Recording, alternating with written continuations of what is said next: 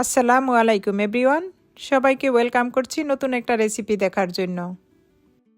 আজকে হেলদি একটা নাস্তার রেসিপি নিয়ে চলে এলাম।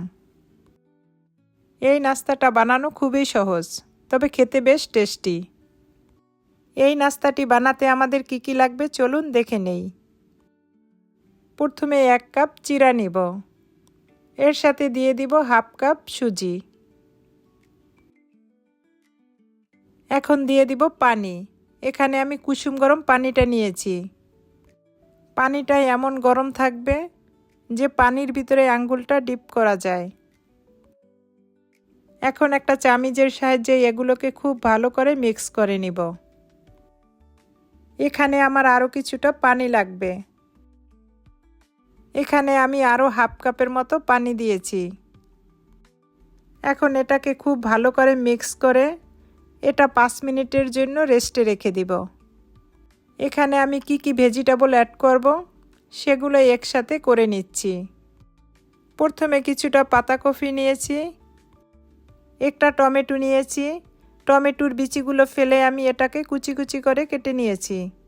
সাথে দিয়ে দিব গাজর আর স্প্রিং অনিয়ন। এখন দিয়ে দিব কিছুটা ধনিয়া পাতা। এখন সব ভেজিটেবলগুলো একসাথে খুব ভালো করে মিক্স করে নেব।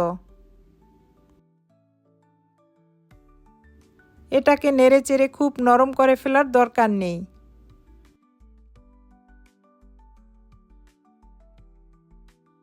পাঁচ মিনিট পরে ডোটা পানি টেনে কতটা ফুলে উঠছে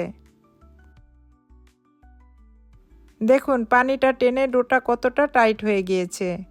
এখন এর ভিতরে আমি আরও কিছুটা পানি অ্যাড করব। এই ডোটা খুব বেশি পাতলা বানাবো না, একটু ঘন ধরনের ডোটা বানিয়ে নিব। এখন একটা হুইস্কের সাহায্যে এটাকে খুব ভালো করে মিক্স করে নিব।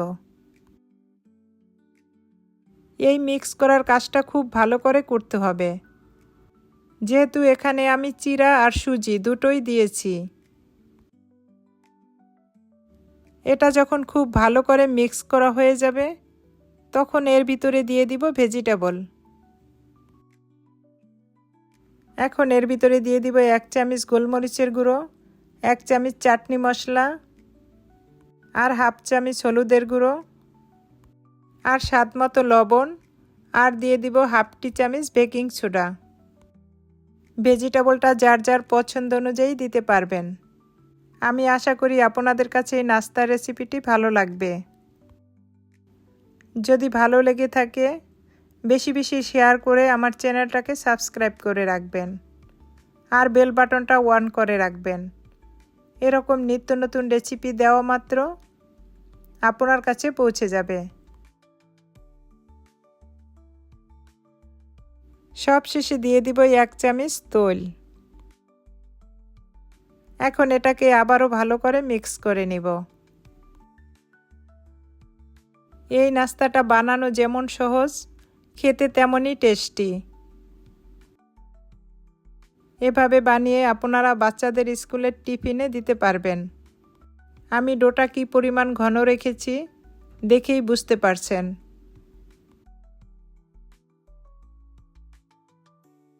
আমি এরকম একটা মোল্ডে ডোটাকে সেট করে নেব। এখন এর ভিতরে একটু তেল ব্রাশ করে নেব, যেন এটা মোল্ড আউট করতে সুবিধা হয়।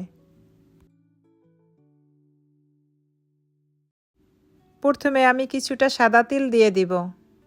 তিলটা দিলে নাস্তাটা দেখতে যেমন সুন্দর লাগবে, খেতে তেমনই টেস্টি লাগবে। এখন ট্রেতে পুরো ডোটা ঢেলে দিব। এই নাস্তাটা আপনারা যে কোনো কেকের বাটিতেই বসাতে পারবেন।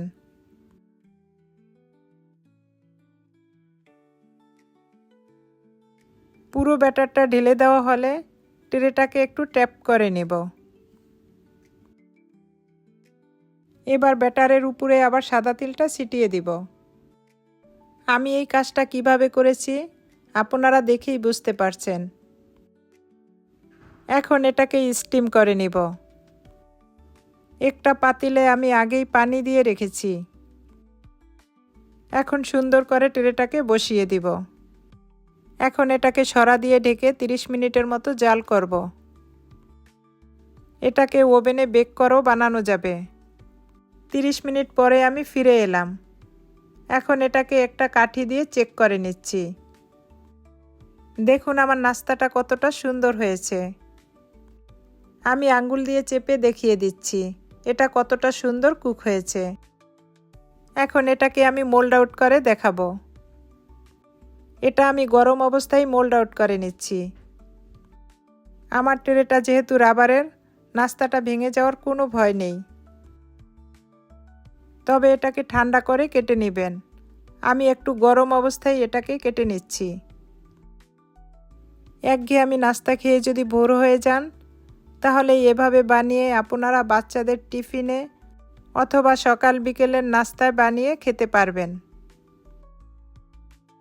দেখুন নাস্তাগুলো কতটা সফট আর কতটা ইয়ামি হয়েছে।